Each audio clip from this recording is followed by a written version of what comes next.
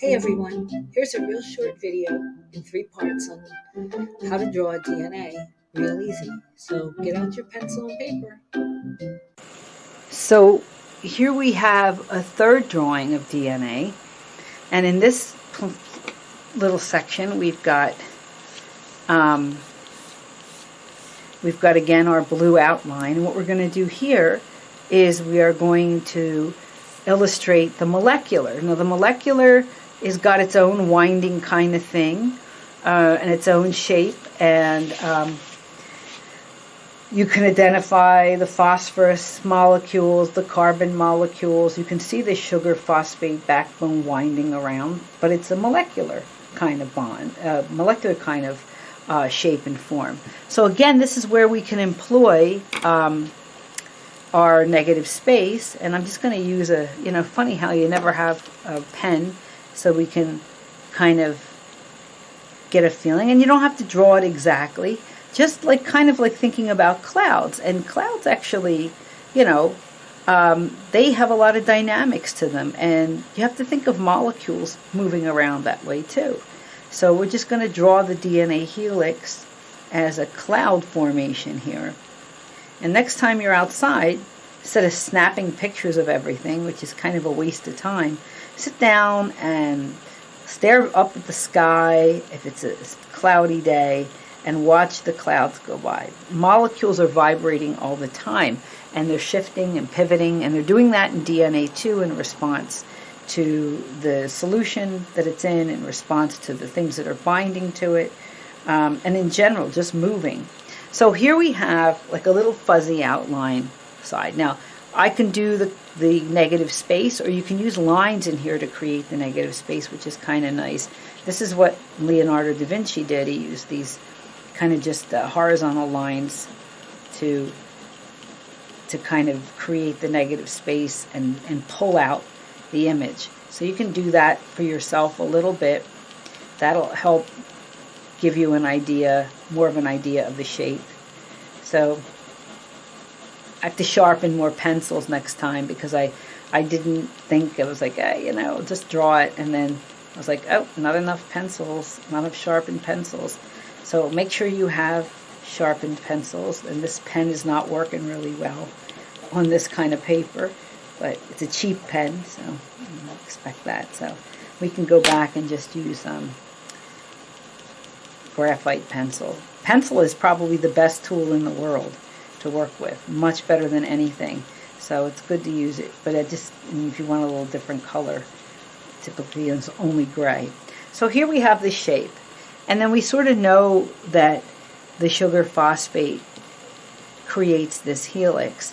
So we can kind of go around and create that sugar phosphate of the, carbon atoms and the oxygen atoms and, the hydrogen atoms that make it up, and the phosphorus, of course.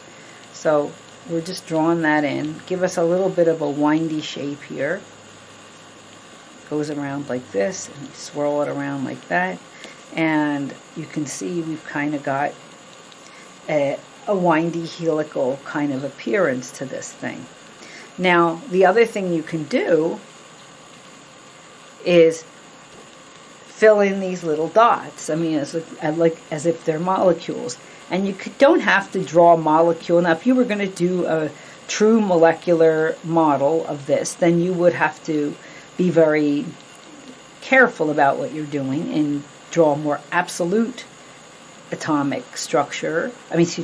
structure, and really be able to show where the atoms of oxygen, carbon, and phosphorus and hydrogen are. But we're just giving the illusion of a molecular shape. So we can kind of know that they're circular. We know that the molecules are going to be illustrated in the model as a sphere, so we kind of have an idea that they're all going to have that quality to them. So we can just give a little shadow to it, and the little shadow, and we know that the bases are in here, right? The bases are coming across here, and so again, they're molecules. We have different ways of representing molecules, but they're three-dimensional, so they're not just like a little chemical formula. They're real things. And so as you can see, that gives it a little more of a three-dimensional look. It kind of looks like a cloud, kind of like clouds, but it gives you the idea that this helix is made up of molecules. So we went and we did that, and then we can do our contour line on the outside to give us that. So we know where the minor groove and the major groove are.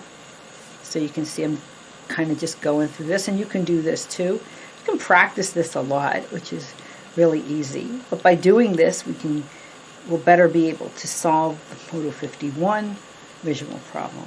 So here we have it. We can accentuate things, color them, whatever. So here we have the outside, and we can delineate some of the bases in here. Just give it a little, so like it's a crevice in here. The base is attached here, and it's twisting and pivoting as this helix is turning. And if you look at this, in no time at all, you will have and you can create some shadow in here if you want. That helps pull it out a little more. You will have a molecular DNA model, not perfect, but it gives you the idea of what that molecule looks like in its molecular form without actually sitting there and painstakingly drawing all the atoms.